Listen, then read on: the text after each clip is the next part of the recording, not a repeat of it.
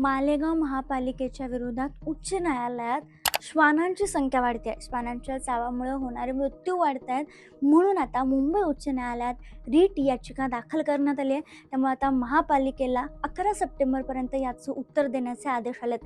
नेमकं झालं काय, तर मालेगाव महापालिकेमध्ये कुत्र्यांचा वावर, भटक्या कुत्र्यांचा वावर मोठ्या प्रमाणात वाढलाय. त्यानंतर हे भटके कुत्रे अनेक जणांचा चावा घेत आहेत.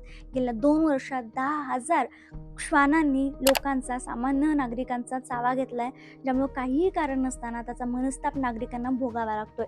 महत्त्वाचं म्हणजे 1 वर्षापूर्वी 2 वर्षाच्या एका बालकाचा श्वानानं चावा घेतल्यामुळेच मृत्यू झाला होता. आणि त्यानंतर जे संबंधित महापालिकेचे अधिकारी आहेत त्यांना या संबंधी सूचनाही देण्यात आली होती की कुत्र्यांचा वावर वाढतोय, जे कुत्रे आहेत ते चावा घेत आहेत, त्यामुळे नागरिकांना मनस्ताप सहन करावा लागतोय. मात्र याच्यावर तातडीने उपाययोजना झालेली नाही आहे.